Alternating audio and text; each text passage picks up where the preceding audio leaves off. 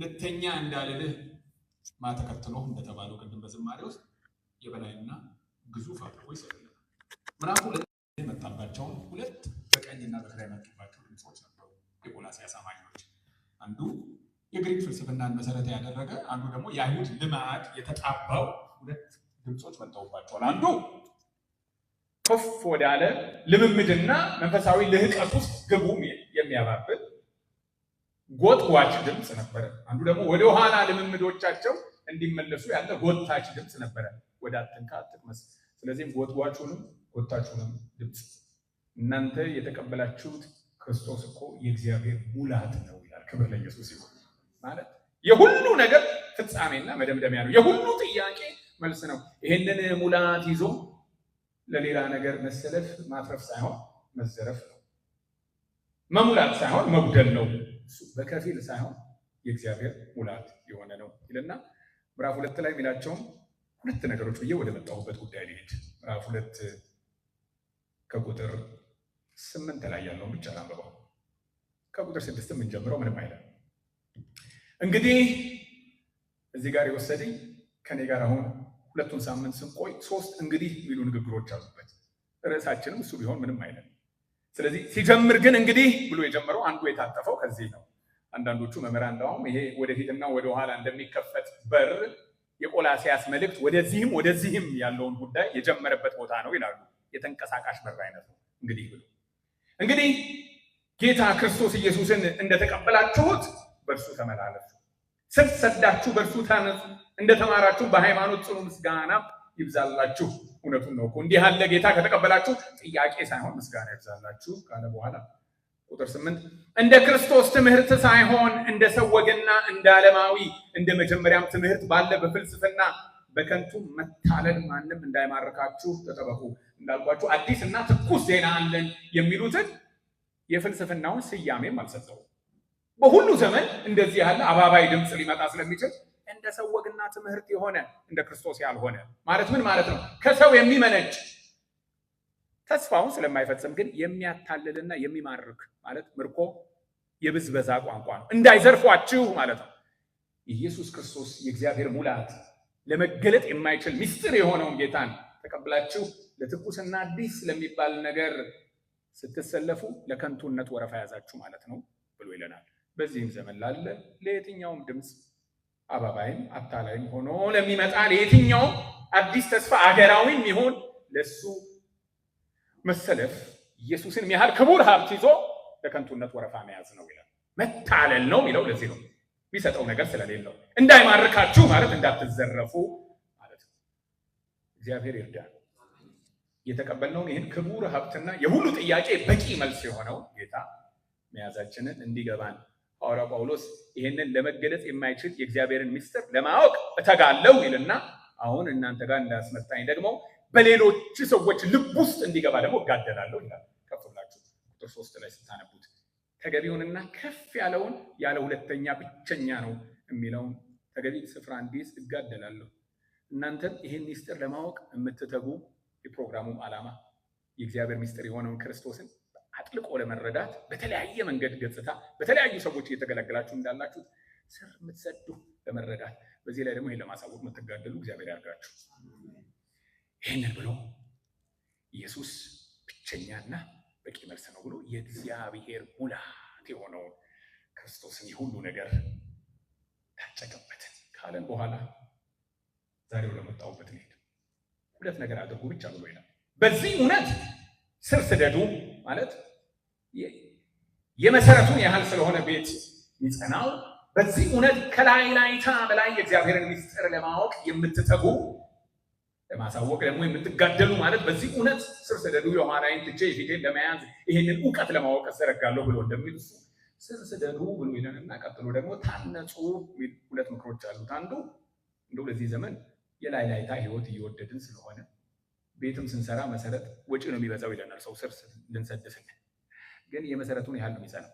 በተክልም ካያችሁት ረጃጅም ዛፎች ስር ይሰዳሉ፣ ዳርቻቸውን ያሰፋሉ። አንዱ ተገቢውን መብል እንዲያገኙ ነው። ሁለተኛው ደግሞ ከመሬቱ ጋር ተቆራኝተው ከየትኛውም ንፋስ ተጠብቀው እንዲዘልቁም ነው። ስለዚህ ለጥንካሬም ለእርካታም ምን እናደርጋለን? የህይወት ምንጭ ከሆነው ከዚህ ሌላ ትኩስና አዲስ የሚያስፈልጋችሁ ስለሌለ በተሰጣችሁ በዚህ እውነት ላይ ልቁኑ። ለእርካታ ለዋስትና እግዚአብሔር እናንተና ቤታችሁን ስር ያሰድ። ስር ስደዱ ካለ በኋላ ቀጥሎ ደግሞ አንድ አብይ መልእክት ያስተላልፋል። ታነጹ ብሎ ይላል። የመጣሁት ለዚህ ወሳኝ መታነጽ፣ ታነጹ ተገንቡ ብሎ ህይወት ካልታነጸ ስለሚሸረሸር፣ ካልጎለመሰ ስለምንቆሰምን ይህንን ህይወት ታነጹ ባለን መሰረት ለዚህ ህንጸት የሚሆን ዛሬ ወሳኝ ትኩረት፣ የሚቀጥለው ሳምንት ለዚህ መታነጽ የሚሆን ወሳኝ እርምጃ እና ወሳኝ ትጥቅ። ለዛሬው ለመታነጽ ለዚህ ህንጸት የሚያስፈልገው ወሳኝ ትኩረት፣ ህይወት መታነጽ ይሻል፣ ህንጸት ትኩረት ይሻል፣ ጭከናና እርምጃ ይሻል፣ በዚህ ላይ ደግሞ ትጥቅ ይሻል። ምን ላይ እናተኩር? የሚቀጥለው ሳምንት ደግሞ በማንስ ላይ እንጨክን? ምንስ እንታጠቅ? የዛሬው እዚህ ላይ እናተኩር አደራ ብሎ እንዳለ አሁን ዛሬ የምናነሳው ክፍል እሱ የእግዚአብሔር ሙላት የሆነው ክርስቶስ ካለ በኋላ እዛው ላይ አያቆም። በእርሱ ሆናችሁ ተሞልታችኋል ብሎ ይላል። ስለዚህ ዛሬ ስለ ጌታ ገናናነት ብቻ ሳይሆን በሱ ምክንያት ስለተካፈልነው ክቡር ህይወትም ያነሳል። ዓላማው ደግሞ ይሄንን የኢየሱስን ክብርና ልዕልና የተካፈላችሁትን ህይወት በዚህ በጨለማው ዓለም ላይ ግለጡት ነው ይላል። ለዛ የሚያስፈልገውን ወሳኝ ምክር ያደርጋል። ይሄ ትኩረት ቤታችሁ እግዚአብሔር የተዛባን ትኩረት ይመልስ። ይሄ ፕሮግራም ቅድም ለመታነጽ ስር የሚሰጥ የእግዚአብሔርን ምስጢር ለመረዳት ይሁን መሰባሰባችሁ ብዬ እንዳልኩ፣ ሌላኛው ደግሞ ትኩረት መላሽ ሰዎች እግዚአብሔር ያብዛል። የሰው ህይወት ትኩረቱን ስለሚያጣ በዚህ በወሳኙ በክርስቶስ ኢየሱስ ሆናችሁ በተሞላችሁበት በአዲሱ ማንነታችሁ በተካፈላችሁት በዚህ ህይወት ላይ አተኩሩ። በእውነተኛ ማንነታችሁና በትክክለኛ አድራሻችሁ ላይ። አሁን በማታ አይን ላይ ተያይተን ይሄን መባባል እንዴት ጥሩ ነው። ጳውሎስ የተከላት ቤተክርስቲያን አይደለችም። ብዙ የሐሳብ ዝብርቅሮች ሲገባባቸው፣ ይልቁንስ የተቀበላችሁትን ክቡር ሀብት ገብቷችሁ በዚህ በክርስቶስ ምክንያት በተሞላችሁት በዚህ በአዲሱ ህይወት በአዲሱ ማንነታችሁ ላይ አተኩሩ። በእውነተኛ አድራሻችሁ አስቡ። የላቀ እሳቤና ወሳኝ ትኩረት። ቶሎ ብዬ ላንብበው ከቁጥር 1 ጀምሮ። እንግዲህ ከክርስቶስ ጋር ከተነሳችሁ ይኸው አዲሱ ማንነት ክርስቶስ በእግዚአብሔር ቀኝ ተቀምጦ ባለበት በላይ ያለውን እሹ፣ በላይ ያለውን አስቡ። ሁለቱን አንዳንዶቻችሁ እንቅልፋችሁ የሚመጣ ካለ ሁለቱን ይዛችሁ ከተኛችሁ ልጅ ይበቃል። በላይ ያለውን እሹ፣ በላይ ያለውን አስቡ። በትእዛዛት ቃል የተጻፉት አስቡ እና እሹ ይል። ምክንያቱም ሞታችኋልና ህይወታችሁን በእግዚአብሔር ከክርስቶስ ጋር ተሰውሯልና። ህይወታችሁ የሆነ ክርስቶስ በሚገለጥበት ጊዜ በዚያን ጊዜ እናንተ ደግሞ ከእርሱ ጋር በክብር ትገለጣላችሁ። እንግዲህ ምን አልኩ? አስቡ እና እውነተኛ ማንነታችሁን ትክክለኛ አድራሻችሁን በላይ ያለውን አስቡ። ምንም አይነት የማንነት ቀደም ኢየሱስ ክርስቶስን የመሰለ ክቡር ሀብት ይዞ ለሌላ አዲስና ትኩስ አባራይ ድምፆች መሰለፍ እንደሌለብን ለከንቱነት ወረፋ መያዝ ነው ብዬ እንዳልኩት የኢየሱስ ክርስቶስ አይነት ያገኘነው አዲሱ ማንነት በማያወላዳ መልክ የተገለጸልን አሁን በቁጥሮች ውስጥ የምናያቸው ተነሳችሁ፣ ተቀመጣችሁ፣ ትገለጣላችሁ፣ ተሰወራችሁ ተብሎ የተተነተነው አይነት አማኝ በጌታ ይህን ሁሉ ካገኘ በኋላ የማንነት ቀውስ ውስጥ ሊገባ አይገባው። በየሳምንቱ ላለ አጀንዳ ሊሰለፍ አይገባው። በዚህ ምድርም የሚጋደልለት የሚዋደቅለትም ማንነት የለም። በዚህ ላይ ሊቆጣጠረው የሚያስፈልገው 7 ተራራና ስፍራም የለም። ፖለቲካ ነው፣ ሚዲያ ነው፣ ኢኮኖሚ ነው እያለ ሊቆናጠጠው የማያስፈልገው ተቀምጣችኋል፣ ተሾማችኋል። እግዚአብሔር አይኖቻችንን ይክፈት። መጨረሻ ላይ ምን ለምንም እንድንጨምር ሳይሆን ይሄንን የእግዚአብሔር ሚስጥር ቤታችን እንዲረዳ። ስለዚህ ምንም እውነተኛ ማንነታችሁን ነው ከህገ መንግስቱ አይደለም የሚፈልቀው የአማኝ ማንነት። በማያሻማ መልኩ የምንጋደልለትም የምንዋደቅለትም ነገር የለንም። ይኸው እውነተኛ ማንነታችሁ በዚህ ላይ። አሁን ግን ሁለቱን ትእዛዛቶች ቶሎ ብዬ ልበል። አስቡ። እንዲሁ ስለማይመጣ እሹ። እውነተኛ ማንነታችሁን አስቡ፣ እሹ። እንደ ወደ ዝርዝሬ ከመሄድ በፊት ታስባላችሁ ወይ? ደፍሬ ልበል። ይህንን የሚያስብለኝ ምክንያት አንዱ ምን እናስብ፣ እንዴት እናስብ ከማለቴ በፊት እውነት ግን ታስባላችሁ ወይ? በጣም ያሳስባል። ታስባላችሁ ወይ ያስባለኝ ምክንያት እንደው በጣም ሴንሴሽዋል የሆነ ህይወት ውስጥ ስለገባን ማለት ነው። ሁሉ ነገር ካያችሁት ለስሜት የሚሆን ነው። እግዚአብሔር ይባርካችሁ። ጊዜ አግኝቶ ቁጭ ብሎ በደንብ ለማሰብ እድል የሚሰጥና አስተውሎት የሚባል ፕሮግራም የሚሰናዳለት አይነት ማሰብን ልማዱ ያደረገ ባህል እያዳበራችሁ ስላላችሁ እንጂ ሰው ብዙ እያሰባል በስሜቱ ብቻ ይሄዳል። ስለዚህ የመጀመሪያው ነገር ምን እናስብ ከመባሉ በፊት እናስብ። ሁለተኛ ግን ታስባላችሁ ወይ ብቻ ሳይሆን ስለ ሀሳባችሁ ታስባላችሁ።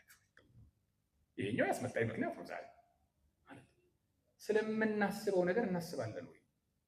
ስለ ልባችን ልብ እንላለን ወይ ማለት ነው። ቅዱስ መጽሐፍ እንደሱ ይላል። ስለምናስበው ነገር የህይወት መውጫ ናትና ልብህን ጠብቅ ማለት ሐሳብህን ጠብቅ ማለት ነው።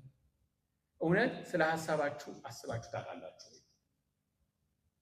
ልብህን ጠብቅ የህይወት መውጫ ናትና ሐሳብህን ጠብቅ በጣም አስፈላጊ አጥብቀህ ነው ይኸው አስፈላጊ ነገር ነው። ምክንያቱም ሰው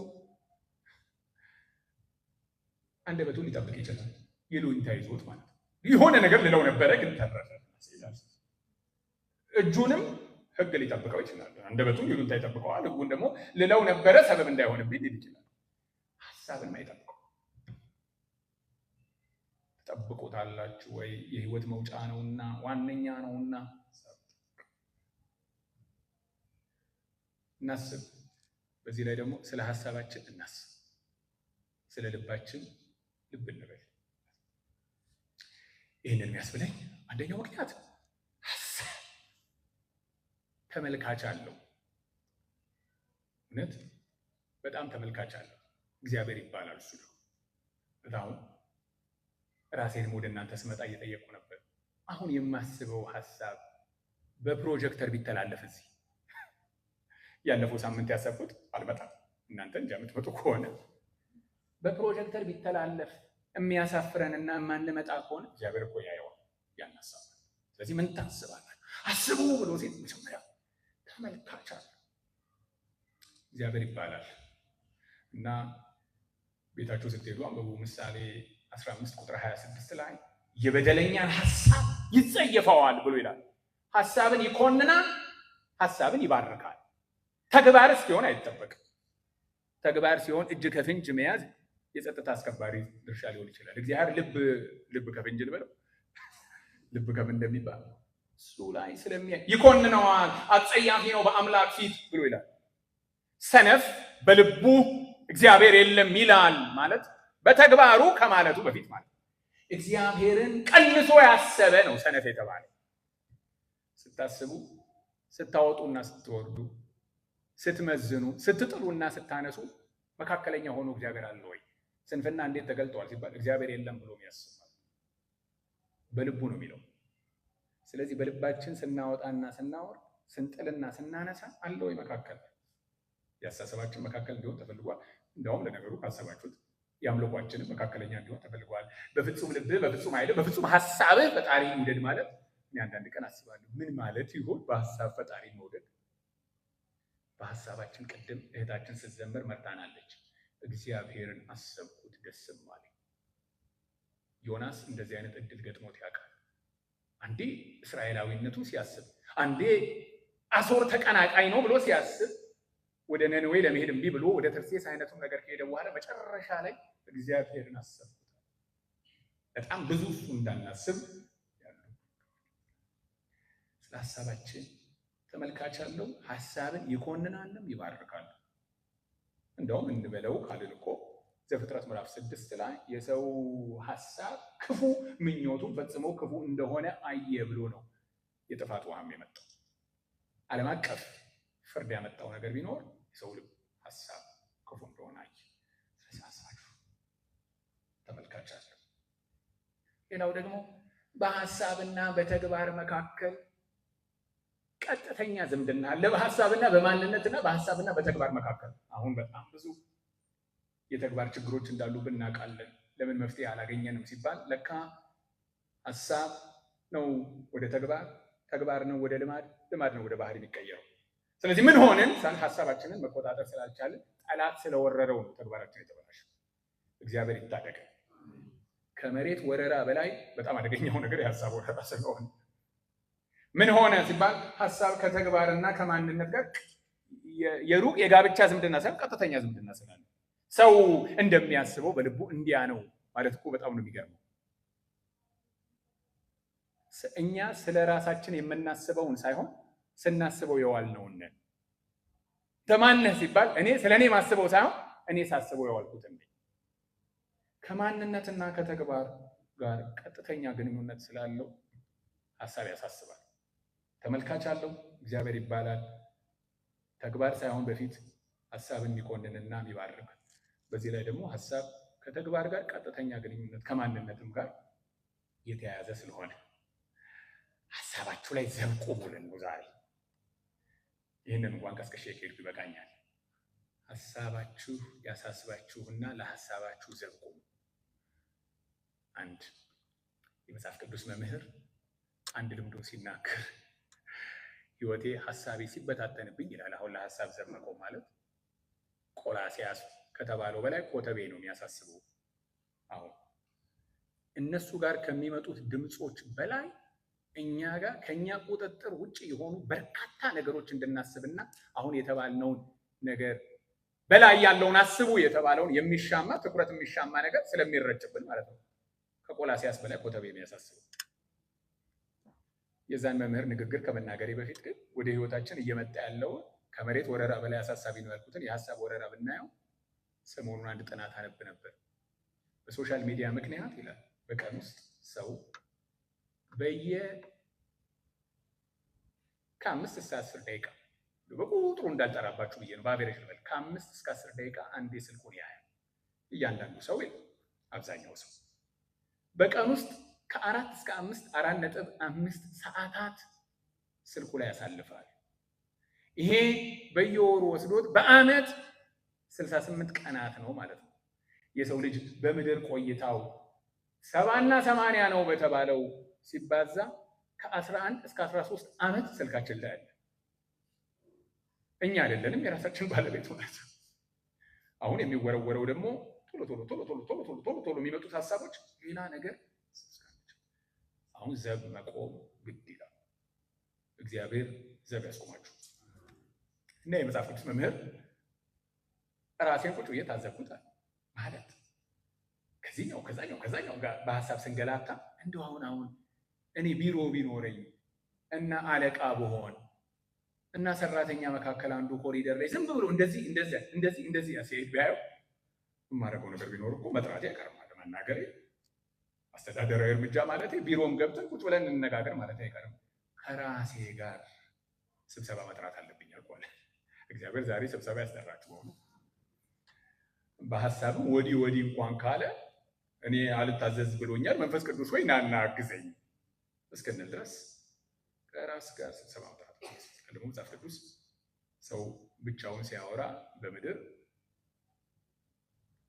ነው እንጂ በመጽሐፍ ቅዱስ ቋንቋ ተሻለው ታመመ ሳይሆን ነፍሴ ሆይ ለምን ታውቂኛለሽ? ነፍሴ እግዚአብሔርን አክብሪው ማለት ከራስ ጋር ያለ ንግግር እንድንሰማት ሳይሆን እንድንናገራት ነው። እንደውም የሚለን ነፍሳችንን ነፍሴ ሆይ ለሐሳብ ዘብ እንቁም፣ እንከላከል፣ ዲስትራክሽን ተመልካች እንዳለው እንወቅ፣ ከተግባር ጋር ያለውን ዝምድና እንይ።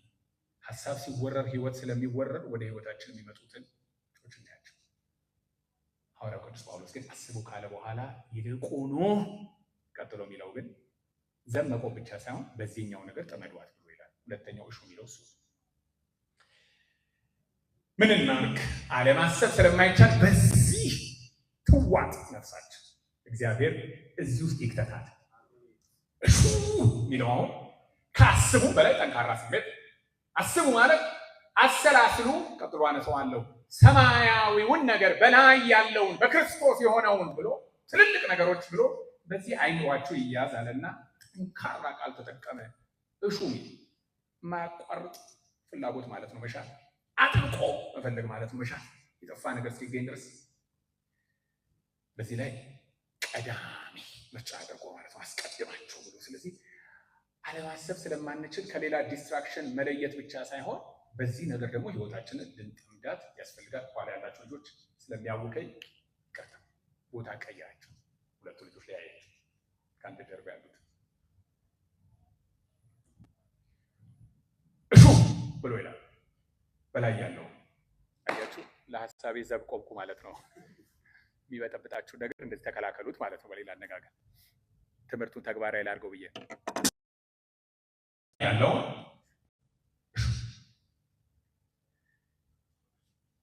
ምን ትሻላችሁ ልበልህ? እንደምን ታስባላችሁ? በላይ ያለው በሰማይ ያለው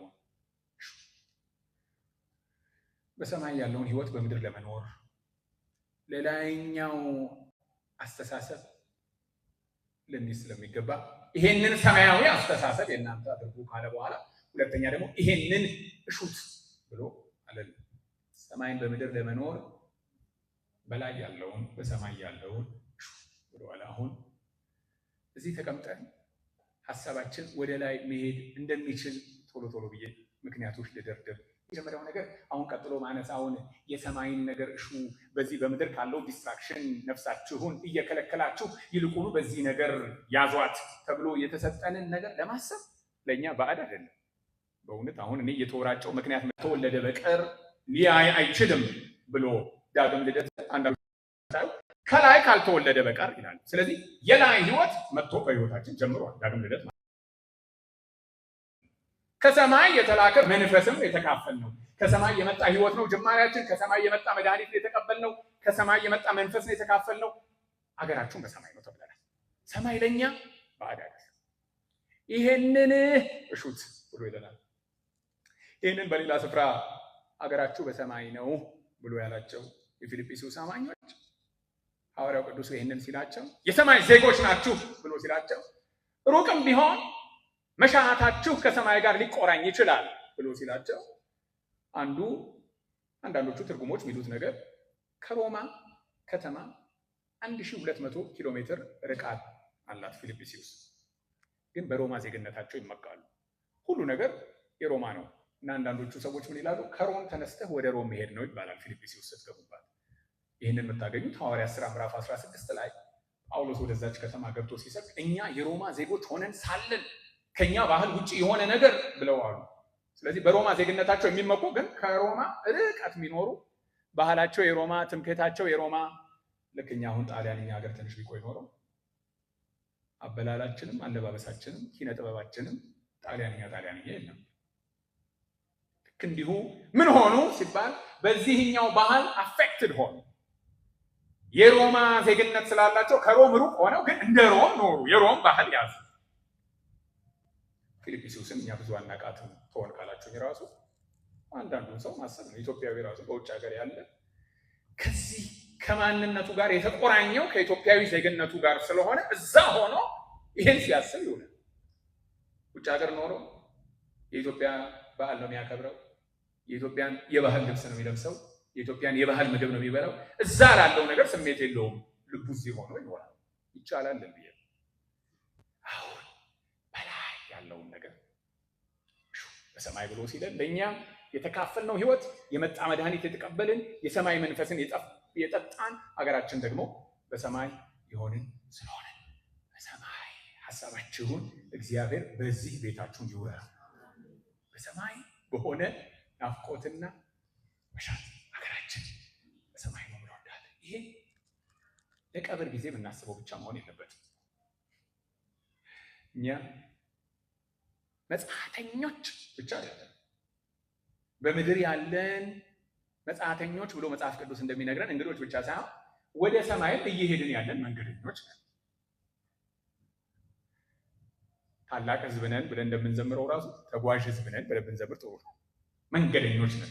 ከትላንት ይልቅ እየቀረብን ያለን የሰማይ መንገደኞች ስለሆነ ይህ እንግዳ ነኝ እኔ የሚለው ንግግር አንዳንድ ቀን የቀብር ሰዓት ብቻ ሳይሆን ህይወታችን አስቡ ብሎ ከሚነግረን ነገር አንዱ ያንን ዲስትራክሽንን አስወግዱ፣ ተመልካችን እንዳለው አስቡ፣ ይልቁኑ ይህንን እሹ።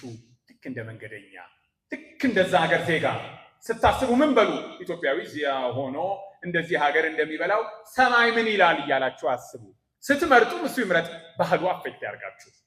ስታቀዱ ሰማይን ታሳቢ ያደረገ እቅድ ቅዱ። ስትመርጡም በዚህ ጉዳይ ሰማይ ምን ይላል እያላችሁ ምረጡ። ልክ እንደ ሮማ ዜጋ ፊልጵስዩስ ውስጥ ሆነው እንደኖሩት እግዚአብሔር ይህንን አስተሳሰብ በቤታችን ላይ ያምጣ። ሰማይ ምን ይላል ብሎ የሚመርጥ ሰማይ ባህል የሚሆን መንገደኛ እንደሆነ የሚረዳ ተጣጥሮ ሰማይ የሚገባ የምድር ዜጋ ሳይሆን ምድርን አቋርጠን የምናልፍ የሰማይ ዜጎች ነን። ክብር ለእግዚአብሔር። አንድ የእግዚአብሔር ሰው ታሪክ ከሰማሁት ምስክርነት በጣም ደስ ያለኝ የቀብር ዕለት ሰዎች ያሉት ነገር ቢኖር ወደ ጌታ ከመሄዱ በፊት ወደ ሰማይ ከመሄዱ በፊት ሰማይ በሱ ውስጥ ነበረ። የሁሉ ጊዜ ናፍቆቱ ስለሆነ ከመሄዳችን በፊት በእኛ ውስጥ ያኖረው ሰማይ የምታስበው በምድር የምናገኛቸው የትኛውም ጣዕሞችና ቅምሻዎች ሁሉ ማስረሻ ሳይሆን ማስታወሻ ሊሆኑ ነው የሚገባው። የሰማይ ነገር ለማሰብ ማለት ነው። በጓደኝነት ውስጥ ደስታ ብናይ፣ በልጆቻችን በሆነ ፍሬ ብንደሰት፣ በኪነ ጥበብ ውስጥ ያለ የሆነ ጣዕም ብናገኝ፣ ተፈጥሮን አይተን ብንደሰት የሚያሳየን ነገር ሁሉ የሚጠብቀንን ደስታና ፍስሐ ቅምሻ በመገኘቱ በመካከላችን ሲያረሰርሰን በሙሉ መገኘቱ ውስጥ ያለውን ፍስሐ መቅመሻ። ስለዚህ በምድር ያገኘናቸው የትኛውም ባርኮቶች በሰማይ ላለው ነገሮች ቅምሻዎች ናቸው። እግዚአብሔር ይህንን መሻት መልሶ በላያችን ላይ ያውቃል።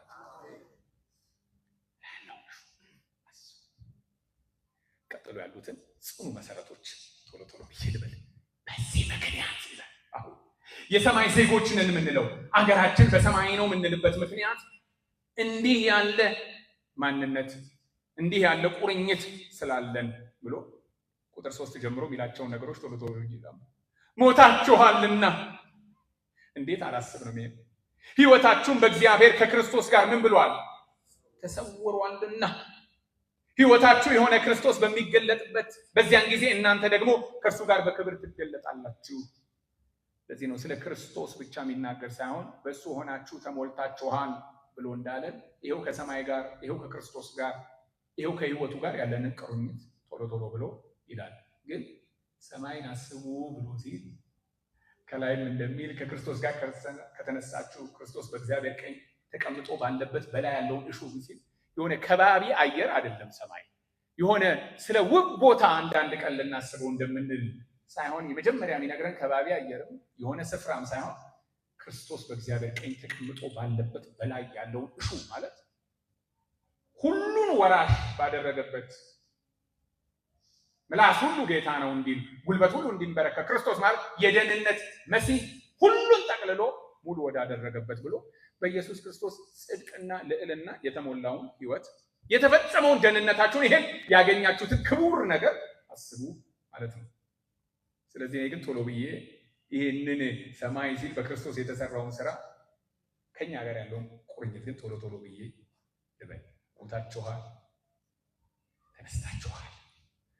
ይሄ የተባለው ታሪክ ምድርና ሰማይን ሞልቶታል፣ ገዝቷል፣ ነግሷል የተባለው ነገር የኛ የሆነበትን የተካፈልነውን የሚያነሱ ቃላቶች ናቸው። ሞቶላችኋል አይደለም የሚለው ሞታችኋል፣ ተነስታችኋል፣ ተሰውራችኋል፣ ተቀምጣችኋል፣ ትገለጣላችሁ።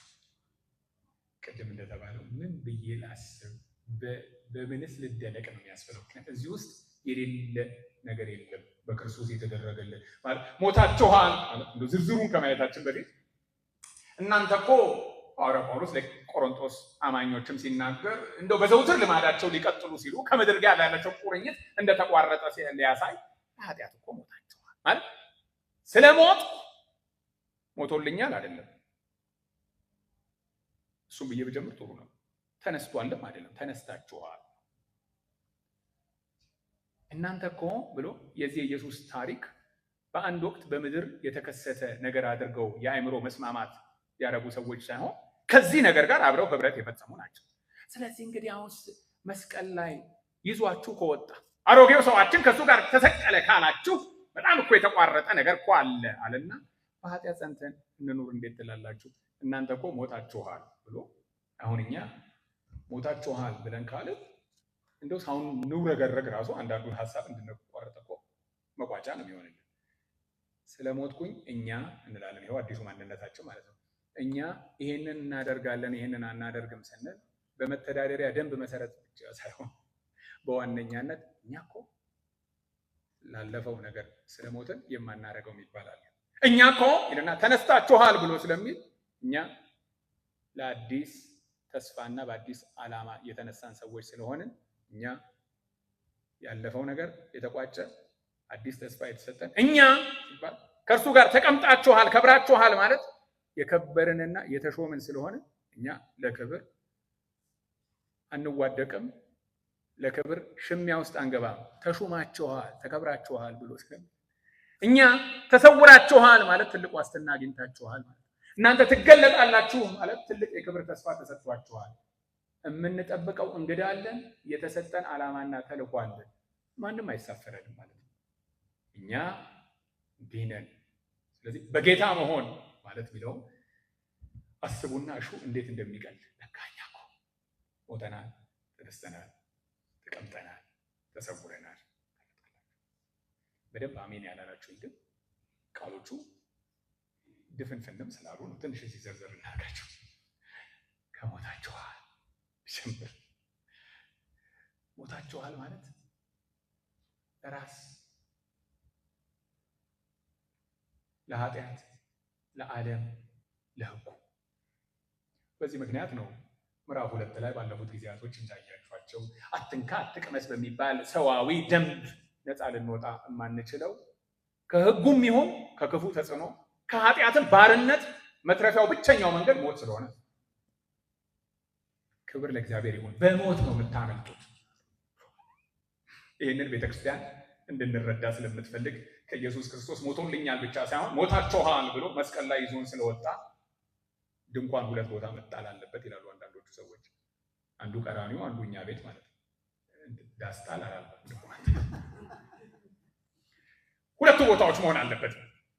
እሱ ሲሆን ምን ሆኗል ሲባል ለኃጢአት፣ ለሕግ፣ ለክፉ ባርነት እና ለራስ ከነበረ ቁርኝት ቤተክርስቲያን ይህንን ከክርስቶስ ሞታችኋልና ተነስታችኋል የሚለውን ነገር እንድንረዳ ስለምትፈልግ አንዱ ከተሰጠው ስርዓት መካከል ጥምቀት ነው።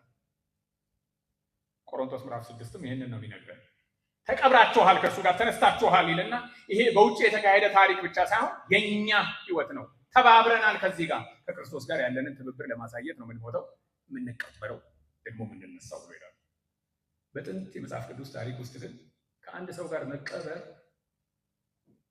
ከባድ የዝምድና ቋንቋ ነው። ለዚህ ነው የቀብር ቦታቸው እኛም ሀገር የቀብር ቦታ ሰው ይገዛና የቅርብ ቤተሰብ ነው ጎን ለጎን የሚቀበረው ከኢየሱስ ክርስቶስ ጋር የዚህ ያህል ተሳስዳችኋል። ስለዚህ በዚህ በቀብር ውስጥ በዚህ በጥምቀት ውስጥ ምን ሆነን ሲባል ወደ ውሃ ሳይሆን የተጠመቅነው ወደ ክርስቶስ ህብረት ነው የገባነው። ከክርስቶስ ጋር አንድ ሆናችኋል። አሁን ለዚህ ነው አዲሱ ማንነት ያስባለው። ለአዲስ አስተሳሰብና ለአዲስ መሻት እኮ ይህንን ጠንቅቆ መስማት ጥሩ ነው። ምን ሆናችኋል ሲባል ወደ ውሃ ሳይሆን ወደ ክርስቶስ ህብረት ነው የገባችሁት። ይህንን መጽሐፍ ቅዱስ በሌላ ስፍራ ላይ ሁለቱ አንድ ይሆናሉ። ሰው አባትና እናቱን ይተዋል፣ ከሚስቱም ጋር ይተባበራል፣ ሁለቱ አንድ ይሆናሉ ይልና ይህ የእግዚአብሔር ምስጢር ብሎ። ስለዚህ ከክርስቶስ ጋር አንድ መሆን፣ ከባለቤት ጋር እንኳን አንድ መሆን እግዚአብሔር ብቻ ነው የሚያደርገው ያንን ጥምረት። ስለዚህ ምን አደረጋችሁ ሲባል አንድነት።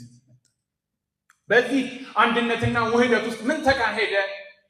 በሞታችሁ ምክንያት ከክርስቶስ ጋር አንድ በመሆናችሁ ምክንያት እስከ ዛሬ ይዟችሁ የመጣው ተጽዕኖ የነበረበት ሌሎቹ ነገሮች በሙሉ ተቋረጡ ይልና አንዱ ከሕግ ነፃ ወጣችሁ። ኃጢአትንም መጽሐፍ ቅዱስ ሮሜ ምዕራፍ 6ን ሄዳችሁ ከ1 እስከ 23 ብታዩ ኃጢአትን ኃይል ስልጣን አድርጎ ነው የሚገልጸው። ምዕራፍ 7 ላይ ስትሄዱ ደግሞ ሕጉን ይስልላቸዋል። ከሁለቱ ነፃ መውጫ መንገድ ትንሽ ላምሩ መሰለኝ። ሮሜ ምዕራፍ 7 ኃጢአትን እንደ ኃይል እንደ ስልጣን አድርጎ ምዕራፍ 6 ከገለጸ በኋላ የስፍራ ለውጥ እንዳደረግን የአገዛዝ ለውጥ እንዳደረግን ልክ በእስራኤል በሙሴ መሪነት ሲወጡ በባህር ውስጥ ከሙሴ ጋር አብረው ተጠመቁ ብሎ እንደሚል ምን ሆኑ ሲባል በፊት በጠላት ግዛት ነበሩ። አሁን ከጠላት ግዛት ሙሉ ለሙሉ ነፃ እንደወጡ ከኃጢአትም ከሕግም በዚህ ምክንያት በጀርባ ካለ ከአለቆችና ከስልጣናት ተጽዕኖ ነፃ ወጥታችኋል። ጮሃል እኮ ትልቅ ሽግግር ተካሂዷል ብሎ ይለናልና የሮሜ ምዕራፍ 7 ቁጥር 4 ነው። እንግዲህ ወንድሞች ሆይ እናንተ ደግሞ በክርስቶስ ሥጋ ለሕግ ተገድላችኋል፣ ለእግዚአብሔር ፍሬ እንድናፈራ እናንተ ለሌላው ከሙታን ለተነሳው ለእርሱ ትሆኑ ዘንድ ብሎ ይላል። ትልቅ ፍቺ ተፈጽመዋል ማለት ነው።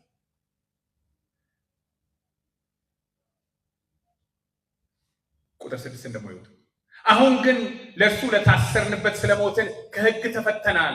ስለዚህም በአዲሱ በመንፈስ ኖሮ ይልና የመጀመሪያው ከኃጢአት ባርነት ውስጥ እንደነበርን ምዕራፍ 6 ካነሳ በኋላ በዚህ ምክንያት ደግሞ ከሕግ ባርነት ነበር ይላል። ግን እኔ ሞታችኋል።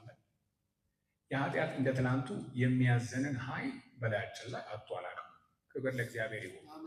ሞቱ አንዱ የሰበረው ነፃ መውጫው መንገድ ብቸኛው ሞት ነበር። ሁለተኛ ግን የሕግም ኩነኔ ነበረ፣ የሚጠይቀን ነገር ነበረ። በቆላስይስ ንባባችሁ ባለፈው እንዳያችሁት ማስበው በትእዛዛት የተጻፈውን የዕዳ ደብዳቤ ከመንገድ ጠርቆ አስወገደው ማለት እኮ ሞታችኋል ውስጥ ምንድን ነው የተካሄደው ሲባል የዕዳ ስረዛ ነው የተካሄደው። እንዴት ታላቅ ሕዝብ ነው!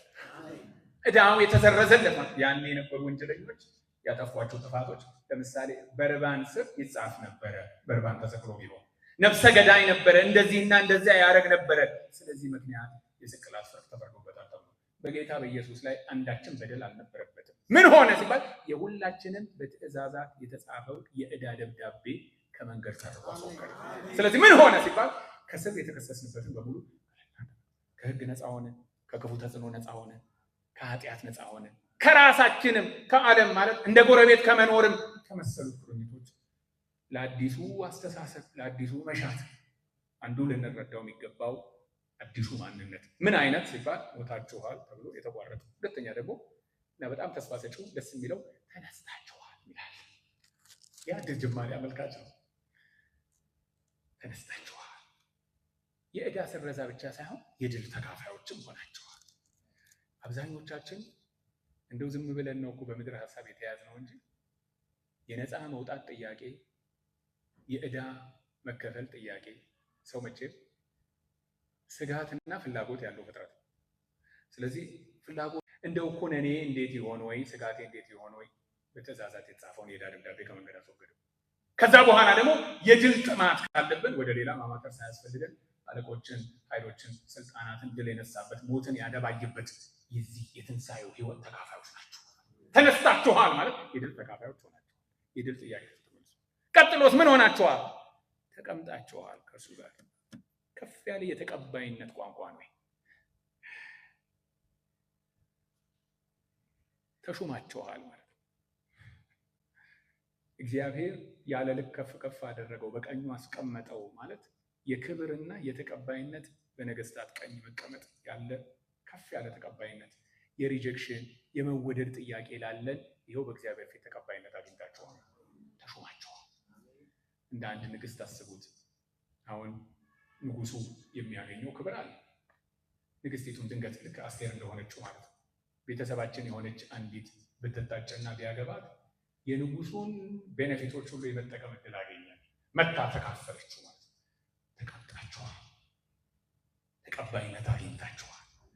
ቀጥሎ ያለ ቃል አለ፣ ተሰውራችኋል። ይኸው ለዋስትና ጥያቄ ደግሞ ጥንቆራጭ መልስ። ተሰውራችኋል ማለት በሱ ውስጥ ሆናችሁ በጌታ ለማብራራት ይከብዳል ያልኩት ለዚህ ምክንያት አንዳንድ ሰዎች በጥምቀት ውስጥ ከጌታ ጋር ያገኘነውን ደህንነት ለመግለጥ ይሞክራሉ። በክርስቶስ ሆናችሁ ተሰውራችኋል ማለት አሁን ለእናንተ መጀመሪያ ትቼ ቤት የምፈልገው ነገር ይሄ ያገኛችሁት ክብር፣ ይሄ ያገኛችሁት ታላቅ ህይወት ምን ሆነ ሲባል ማክሰኞ ማታ አግኝቼ ሐሙስ ጠዋት አጣዊ ሆነ ብላችሁ ስጋት እንዳይገባችሁ። እንደዚህ ሀገር በትራፊክ አደጋና በተለያየ ሽብር ወንጀል በተሞላበት ሁኔታ ነፍሳችን እዚህ ከተማ ውስጥ ብትኖር እንዴት ከባድ ነበር። ተሰውራችኋል ማለት በሱ ዘንድ ትልቅ ዋስትና ነው። ይህ ዋስትና ጥያቄ ዕዳ የተሰረዘላችሁ፣ ተቀባይነት ያገኛችሁ፣ ድል የተካፈላችሁ፣ የዘላለም ዋስትና የተሰጣችሁ በሱ ዘንድ ህይወታችሁ ተሰውሯል፣ አይታጣ ተሰውሯል። ጥምቀት እሱ እንዳያደርጓችሁ እና አንዳንዶቹ ሰዎች ጥምቀትን ለመተርጎም ሲያስቡ እንደ ሊፍት ውስጥ እንደ መግባት ነው ይላል። በክርስቶስ ውስጥ ሆናችሁ ማለት ሊፍት ውስጥ ስትገቡ አሁን ከዛ አስከትሎ የሚለው ተሰውራችኋልና ህይወታችሁ የሆነ ክርስቶስ ስለሚል ሁሉ ነገራችን በሱ የተሰወረ በመሆናችን ምክንያት መተርጎሚያችንም እሱ ነው። ህይወታችሁ በሆነ በክርስቶስ። አንዳንዱ ሰው ገጥሟችሁ ያውቅ እንደሆነ ፖለቲካ ህይወቱ ነው ይባላል። ብታስሩትም ብትደበድቡትም ተመልሶ እግር ኳስ ህይወቱ ነው የሚባል ሰው ደግሞ አለ። እንደው ድርሰት ህይወቱ ነው ይባላል። ሁሉን ነገር የሚያየው በዛ ነው፣ የሚተረጉመውም አይለቀውም። ክርስቶስ ህይወታችሁ። ጳውሎስ ለኔ ህይወት ክርስቶስ። ህይወት እንዴት ነው የምትሉት? ለኔ ህይወት ክርስቶስ ነው ይልና ከዛ በኋላ አዲስ ፍጥረትና አዲስ እሳቤ ከዚህ መሰረት ላይ ነው የሚነሳው። አንዱ ስለ ሁሉ ሞተ ይላል። እንግዲያውስ ሰውን በክርስቶስ ነው የማውቀው፣ ከዚህ በኋላ አዲስ ፍጥረት ሆኛለሁ ብሎ ይልና ሰውን እንደ ትላንቱ አያዩ። ነገር ዓለሙን የሚተረጉመው በክርስቶስ ስለሆነ ክርስቶስ የሞተለት ዘሪቱ ዘምራልናለች። የሞትክላቸውን እወድልሃለሁ ብላ ጥሩ መዝሙር ነው። ምን ሆነ ሲባል ሰው በሚያደርግልኝ በማያደርግልኝ በምናምን ሳይሆን ህይወታችሁ በሆነው በክርስቶስ መተርጎም ሲጀምር ሰው የሞተለት የሚወደው ነው ማለት ነው።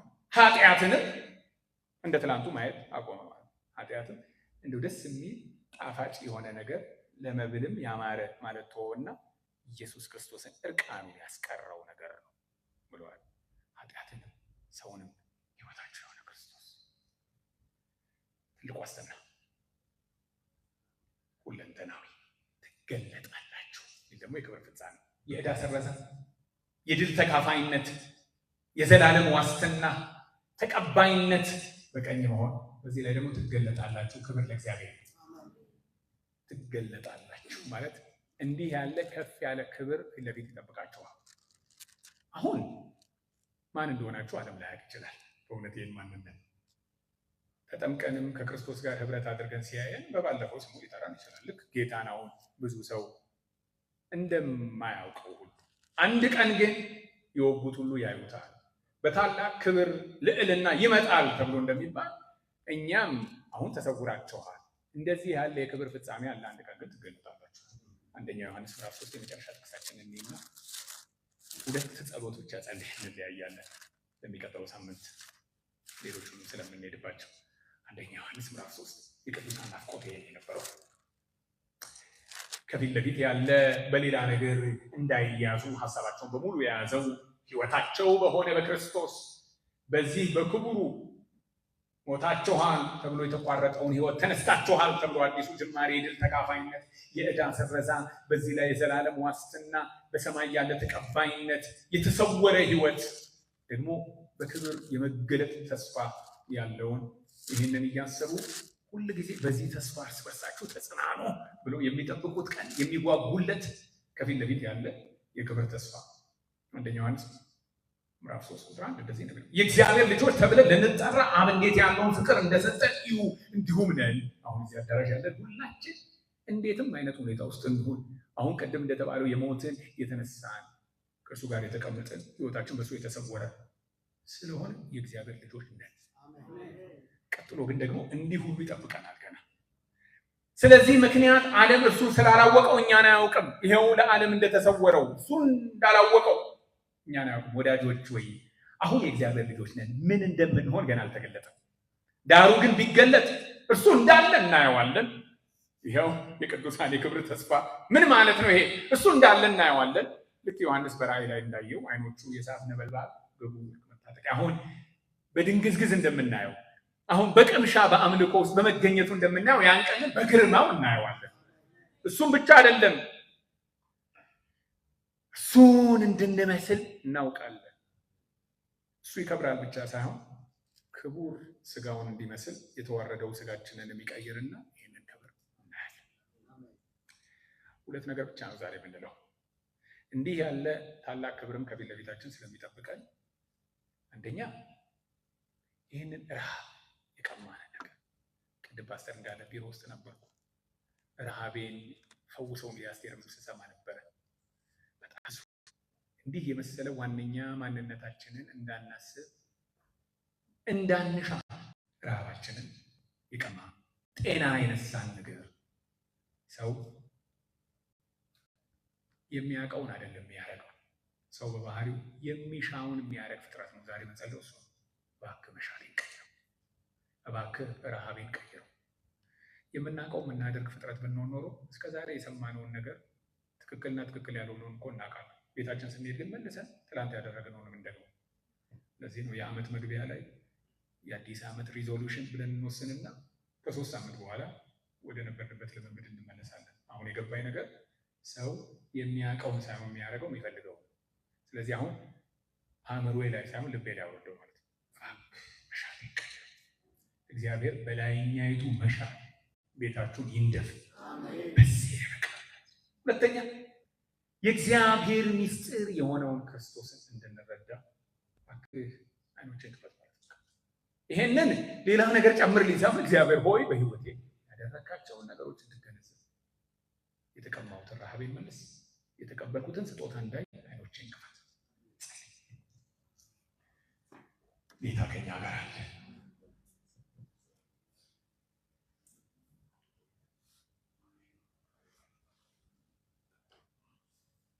በላይ ያለውን አስቡና ሹ። እንደ ትእዛዝ አይደለም ሊሰማ የሚገባው። እኛ ምንቁነጠነጥበት እንዲሆነ የሚገባው፣ ምንናፍቀው ነገር እንዲሆነ የሚገባው። ይህንን እናፍቃለን ብለው እንዳሉ፣ እንጠባበቃለን ብለው እንዳሉ እግዚአብሔር የሰራትን ከተማ ይናፍቁ ነበር ተብሎ የቅዱሳን መገለጫ ባህሪ እንደሆነ ካላስቸገርኳችሁ ቆመን ሰዓታችንን 2:05 ስለሆነ ለዘማሪ ጊዜ የለንም። ግን እጆቻችንን ከፍ አድርገን ጌታ ሆይ ይህንን አስቡና ሹ እንደተባለ በዚህ ሀሳብ እንዳንወረስ ያደረገ የትኛውም ዲስትራክሽን የዘላለም አምላክ እግዚአብሔር ሆይ በዚህ ቃል መንፈስ ውስጥ ሆኜ ጸልያለሁ። ለሀሳባችሁ ዘብ ቁሙ፣ በላይ ያለውን አስቡ ብለህ እንጂ ብለህ እንዳልክ ወደ ታች ያለ ስበት በልባችን ላይ በሀሳባችን ላይ በመሻታችን ላይ የተጣባን የትኛውም ነገር በስምህ ጉልበት የተራገፈ ነው። ላይኛው ረሃብ እንዳይቀሰቀስ እንዲዘ በከንቱ መታለልና በሚማርክ መንገድ ይመጣ አቤቱ እግዚአብሔር ሆይ ረሃብን ህመም ውስጥ የከተተ ነገር ሁሉ በክርስቶስ ኢየሱስ ስም ይፈወስ። ይሄንን እሹ ብለህ እንዳልክ ላይኛይቱ መሻት ልባችንን ይያዝ። አቤቱ እግዚአብሔር ሆይ የምናውቀውን ብቻ ሳይሆን የምንፈልገውን ቀይረው። ፍላጎታችን፣ ፈቃዳችን፣ መሻታችን ሁሉ እንደተናገርከን የላይ ያለው ይሁን። ዕዳ የተሰረዘልን፣ ድል የተካፈልን፣ ዋስትና የሰጠን፣ ተቀባይነትን ያገኘን፣ የክብር ተስፋ ያለን ሰዎች ነን። እባክህ ይሄ ሐሳብ ሁለንተናችንን ይቆጣጠር። በዚህ ተሞልቻለሁ እስክንል ድረስ የህይወታችን እውነታ ይሁን። ሞቶላችኋል ብቻ ሳይሆን ሞታችኋል ብለህ እንዳልክ ይሄ እውነት አስተሳሰባችንን ይቀይር። ተነስታችኋል ብለህ እንዳልከን አዲሱ ተስፋ፣ አዲሱ አስተሳሰብ፣ አዲስ ጎዳና ያስኪደን። ተቀምጣችኋል ብለህ እንዳልከን፣ ተሾማችኋል ብለህ እንዳልከን እባክህ የክብርና የሌላ ነገር ጥናትና ሽኩቻ ውስጥ ሳንገባ እንደ ከበረና እንደ ተሾመ ሰው የሚያኖር ይሄ አስተሳሰብ እንቅስቃሴያችንን ይቃኝ። ተሰውራችኋል ብለህ እንዳልክ ትልቅ ዋስትና እንዳገኘ ህይወታችሁ የሆነ ክርስቶስ ብለህ እንደነገርከን ከዚህ በኋላ መተርጎሚያችን ሁሉ መቀየር እንዲጀምር ክርስቶስ ህይወት የሰጠህን ብቻ ሳይሆን ህይወታችን እንድትሆን ለኔ ህይወቴ ነው ብሎ እንዳለ ባሪያ ለእኛም ህይወታችን ሁንልን። ለኔ ህይወቴ ነው። ይሄ እውነት የቤታችን ይሁን። ይሄ ቃል የኛ ቃል ይሁን። ይሄ ንግግር የኛ ንግግር ይሁን። ብለዋል ሳይሆን እላለሁ እንበል። ህይወታችን ትገለጣላችሁ ብለህ እንዳልከን እባክህ በዚህ ተስፋ ህይወታችን ይሞላ።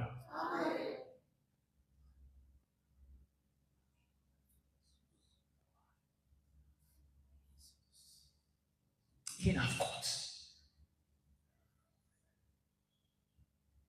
ቅዱሳን ሰላምታ እንኳን ማራናታን የነበረው ጌታ ሆይ እነሱ ወደ አንተ የሚሄዱበትን ሳይሆን አንተ በክብር የምትገለጥበትን የመዳናችን ቀን ከትላንት ይልቅ ዛሬ ቀርበዋል ብለው ይሉ እንደነበረ እንዲህ ያለ ቋንቋ ለቤታችን ይምጣ።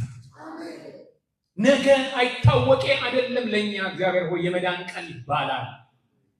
ነገን በዚህ ብርሃን ፊት ማየት እንጀምር። ወደ ጥፋት ሳይሆን ወደ ደህንነት እየቀረበ እንዳለ ይሄ የተዋረደ ነገር በክብር የሚቀየርበት ነገር እንዳለ አሁን የተሰወረው ህይወት የሚገለጥበት ቀን እንዳለ እንዲህ ያለ የክብር ተስፋ እንደተሰጠው ሰው ቤታችን በዚህ ተስፋ ይጽናል። ካንተ ጋር ህብረት እንዳደረገን አንድ እንደሆነ ስንጠመቅ ካንተ ጋር ወደ ተለየ ዝምድና ውስጥ እንደገባን እባክህ እንድንረዳ ይህን አዲሱ ማንነታችን ገብቶን ይህ አዲሱ ማንነት አዲሱ አስተሳሰብ አዲስ ኑሮ በህይወታችን ያዋልድ።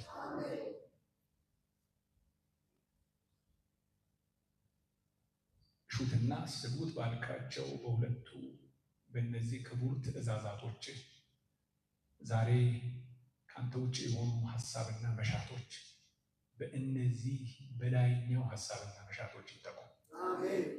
ይሄ ፕሮግራም ትኩረት መላሽ ፕሮግራም ይሁን። ይሄ ፕሮግራም ረሃብ ቀስቃሽ ፕሮግራም ይሁን። ይሄ ፕሮግራም ከምድር እያላቀቀ ከፍ ያለውን በላይ ያለውን ሐሳብ የሚያስተላልፍ ይሁን። ይህን ሚስጥር ለማወቅ የሚተጋ ይህን ሚስጥር ለማሳወቅ የሚጋደል ይሁን። አብዝተህ ይህንን ድምፅ ይህን የተጋድሎ ድምፅ አካባቢውን ይውረስ። ጸንተው የኋላቸው እየተዉ ለፊት እንደገሰገሱ ይህን ለማወቅ እንበረታለን ብለው እንዳሉ ስር የሚሰዱና የሚታነጹ ይሁኑ። ይህን ፕሮግራም ለዚህ ዓላማ ቃኘው። እናመሰግናለን፣ እናከብርሃለን። ቀሪ ጊዜያችንን በሚቀጥለው የሚኖረንን በታማኝ እጆች አደራ ሰጠን።